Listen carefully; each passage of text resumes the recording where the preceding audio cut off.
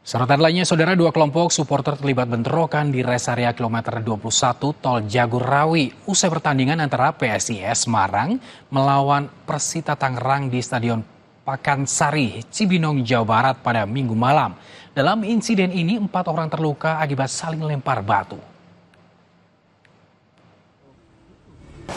Di tol. Oh begitu? Ini bola.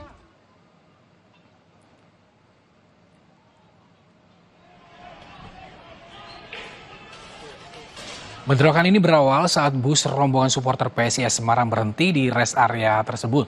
Kemudian datang rombongan dari supporter Persita Tangerang hingga akhirnya terjadi bentrokan. Akibat bentrokan ini, 4 supporter PSIS Semarang terluka. Polisi telah mengamankan 103 supporter yang diduga menjadi pemicu terjadinya bentrokan.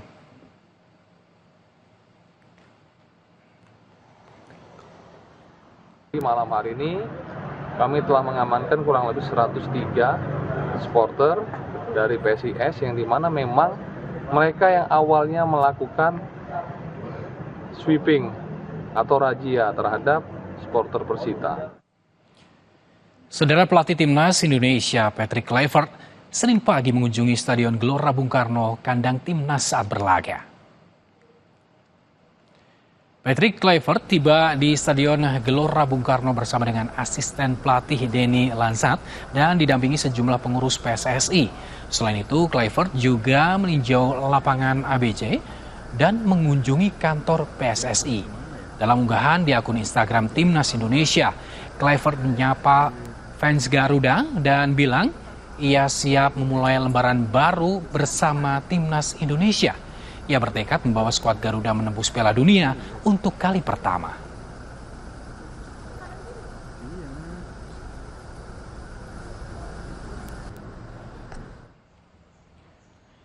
Patrick Kluivert juga meninjau langsung latihan Timnas U20 Indonesia di Stadion Madia Gelora Bung Karno, Jakarta pada Senin sore. Kluivert didampingi pelatih kelompok umur Indra Safri dan Nova Arianto berada di Stadion Madia selama 30 menit. Timnas U20 ditargetkan bisa lolos ke Piala Dunia U20 2025. Garuda Muda harus menembus 4 besar di Piala Asia U20 yang akan berlangsung di Tiongkok pada 12 Februari mendatang.